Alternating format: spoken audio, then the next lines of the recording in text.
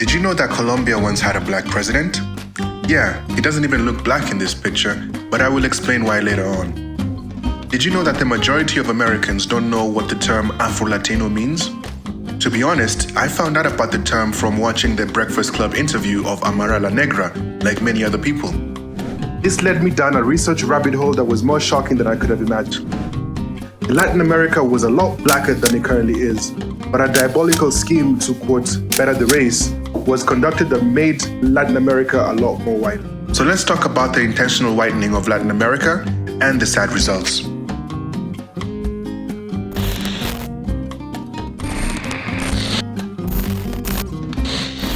This is San Basilio Palenque, one of the first free black towns in Latin America, founded in 1603 by free slaves who escaped the grim life of slavery.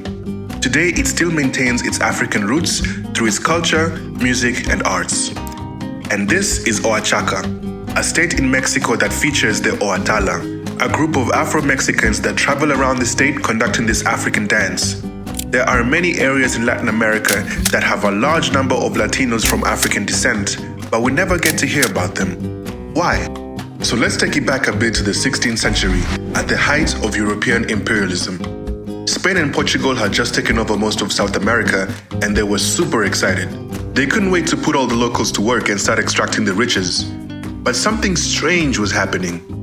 They had brought with them smallpox, measles, bubonic plague, and other diseases that were killing the locals at an alarming rate. Between 1492 and 1600, 90% of Latin America's local population was eradicated. That is approximately 55 million people dying, all because of European imperialism.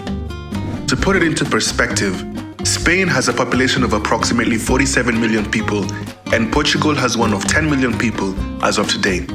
That's the equivalent of killing the whole of Spain and 80% of Portugal's population. Let that sink in.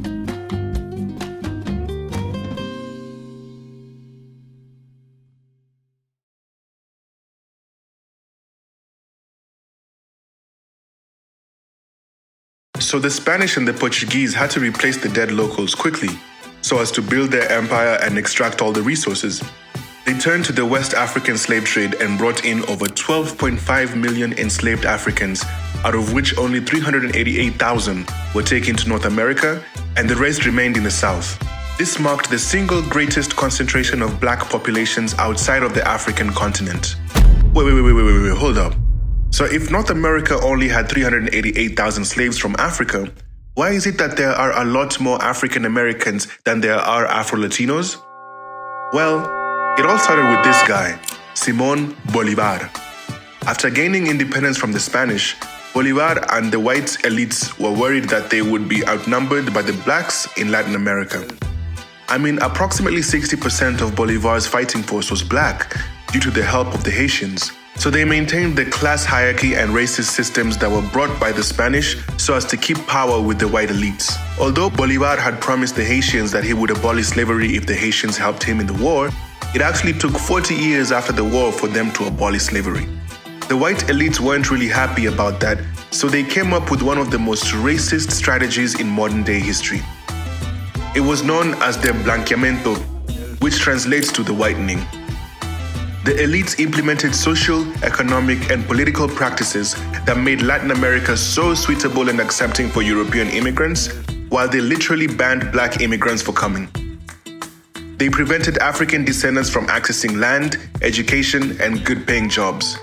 Brazil even went as far as to pay for the transportation cost of European immigrants and even passing a law that grants them immediate citizenship.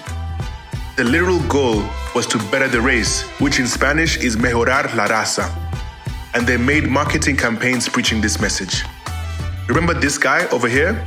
They literally sent his official presidential portrait to France to be whitened and have tried so hard to erase his history. The results? Over 10 million European immigrants settled in Latin America between 1880 and 1930. Echoes of these racist systems can still be felt in Latin America today, and yet no one talks about it.